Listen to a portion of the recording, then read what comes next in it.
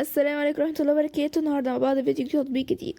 في أكتر الحقيقة الغريبة عن العلم البشري، أكتر حاجة بنقول عليها هنعملها بعدين هي نفس الحاجة اللي بننساها للأبد.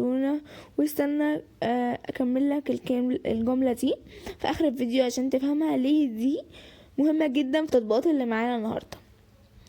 بص يا صاحبي، بصراحة كده كأني صاحبك اللي قاعد جنبك. يعني احنا بقينا بننسى حاجات كتير، مش عشان مش مهتمين، لكن عشان دماغنا زحمة بشكل مش طبيعي. رسايل الشغل، مكالمات، حاجات لازم تتبعت، مواعيد لو اتأخرت عليها بتعمل مشاكل. وهنا بقى بيجي دور التطبيقات اللي بتظبط حالنا وحياتنا بدل ما احنا نفضل عايشين في الدوشة دي. ومن التطبيقات فكرتها بسيطة بس ذكية جدا، وهو تطبيق اوتر تاكس، نص تلقائي، واللي فكرته انه بيخلي تكتب رسائل وتحدد هي تتبعت امتى. يعني كأنك بتظبط موبايلك يبقى هو اللي فاكر عنك مش انت. تخيل كده ان عندك رسائل مهمة لازم تتبعت الصبح بدري، او تهنئ بعيد ميلاد مثلا، او حتى رسائل شغل. بدل ما تقوم في وقت معين او تنسى خالص، بتكتبها مرة واحدة وتسيب التطبيق هو اللي يبعتها في ميعادها. شفت التحفة؟ وده بصراحة من الحاجات اللي بتريح الدماغ جدا.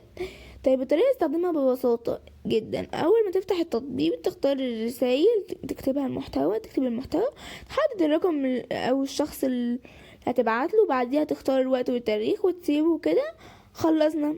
ولكن محتاج تفكر في حاجة. طيب بقى خلينا نتكلم بصراحة كده، زي اي صاحب بيعتذر. مميزات تطبيق خفيف وسهل، بيوفر وقت ومجهود، وبيفيد جدا الناس اللي عندها شغل كتير او مواعيد متكررة، او حتى ناس ناسية زي حالاتي كده. لكن العيوب بقى في الشكاوي من بعض المستخدمين على بلاي ستور، ان احيانا الرسائل بتتأخر او مش بتتبعت، ولو موبايل في وضع معين او بطارية مقفولة. وكمان في ناس شايفة ان وجهة الاستخدام محتاجة تبقى واضحة شوية.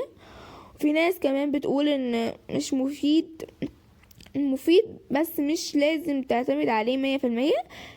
يعني هو مساعد مش بديل عن انك تتبع نفسك بنفسك، وده نقطة مهمة جدا. طيب التطبيق بيكسب ازاي وهو مجاني؟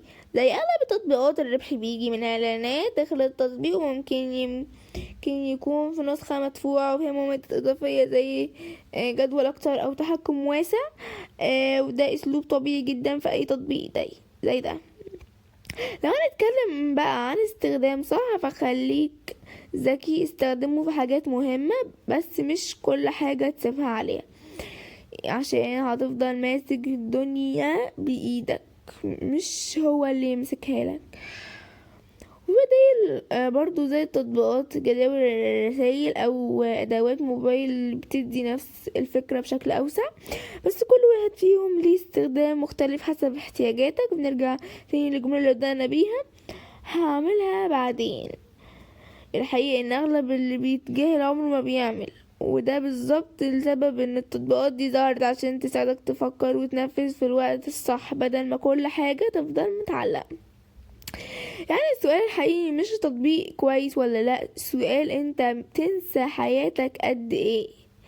ولو عجبك كلامي بسيط ده من صاحبك اللي بيحاول يلم عليك الدنيا شوية، ما تنساش تعمل لايك واشترك في القناة عشان دايما نفضل فاكرين بعض مش ناسين بعض. سلام.